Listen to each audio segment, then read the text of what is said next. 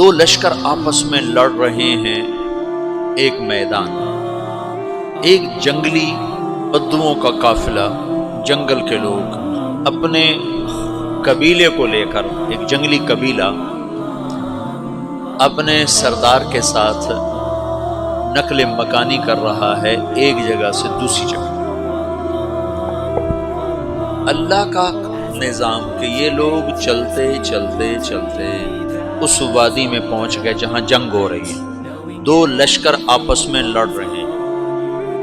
جب یہ وہاں پہنچتے ہیں تو ایک لشکر کے قدم اکھڑ رہے ہیں اور دوسرا غالب آ رہا ہے۔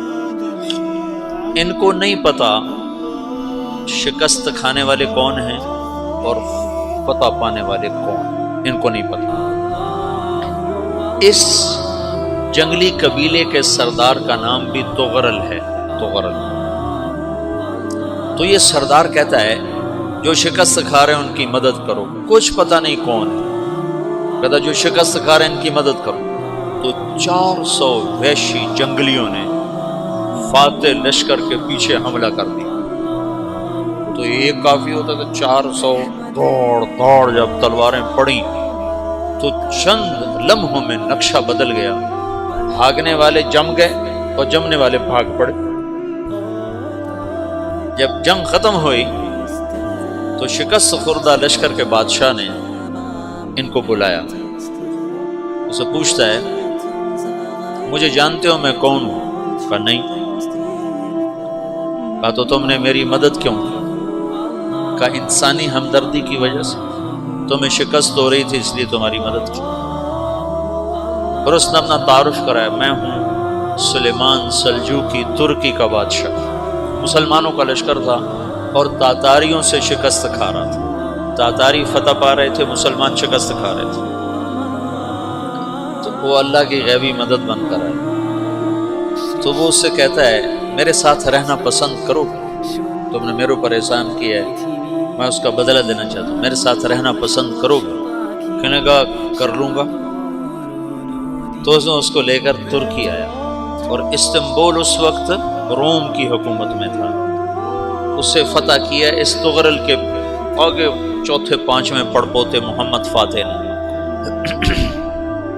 تو یہ استنبول ہے، یہ ترکی ہے، بیچ میں ایک چھوٹا سمندر ہے، یہاں ایک جاگیر ہے۔ تو سلطان سلیمان کہتا ہے یہ جاگیر تجھے وقف ہے، ادھر سے رومی مجھے تنگ کرتے ہیں حملے کر کر کے، تو میرا دفاع کرتے رہنا، یہ جاگیر تیری۔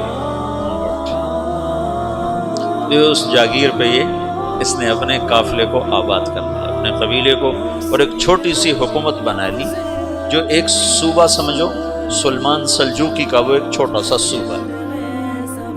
وہاں جب یہ رہ پڑا تو پھر یہ ایک شیخ کے بیعت ہوتا ہے، وہاں شیخ طریقت ہے، ان کے یہ بیعت ہونے جاتے ہیں۔ وہ اس کو رات اپنے پاس ٹھہراتا ہے، تو ایک کمرے میں ان کو ان کا خادم ٹھہراتا ہے۔ یہ جب کمرے میں جاتا ہے تو سامنے دیوار میں طاقچے پر قرآن پڑا ہوا ہے۔ تو یہ تغرل بیگ کہتا ہے یہ کیا ہے، یہ کیا ہے؟ تو وہ خادم کہتا ہے یہ کتاب اللہ ہے، قرآن ہے۔ وہ اس کو وہاں چھوڑ کے باہر چلا جاتا ہے۔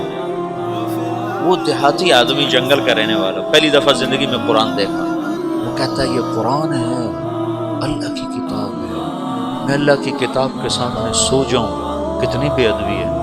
تو اس نے ایسے قرآن اٹھایا اور سر پہ رکھا اور کھڑا ہوا، ساری رات قرآن سر پہ رکھ کے کھڑا ہوا۔ رات کے پچھلے پہر اس کو خواب آیا،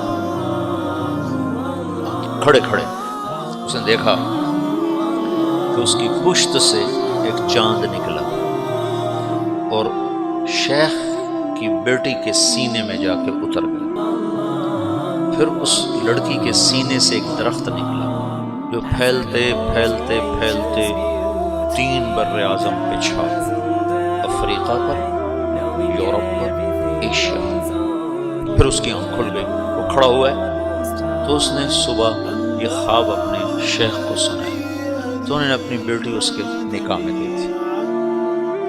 اس بیٹی سے ایک بچہ پیدا ہوا، تغرل بیگ نے اس کا نام رکھا عثمان۔ عثمانی ترک نام سنو، جو میں نے کل بتایا تھا کہ 1924 میں وہ خلافت ختم ہوئی، تو ایک بیٹا پیدا ہوا عثمان۔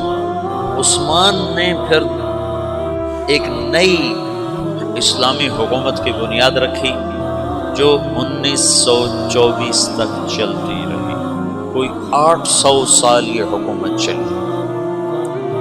تو حکومت کا شیرازہ بکھرا لیکن پھر جڑ جاتا تھا، اور وہ قرن اول والا جوڑ کبھی نہ پیدا ہوا، ٹکڑے بن گئے۔ ان ٹکڑوں میں اللہ لوگ پیدا کرتا رہا۔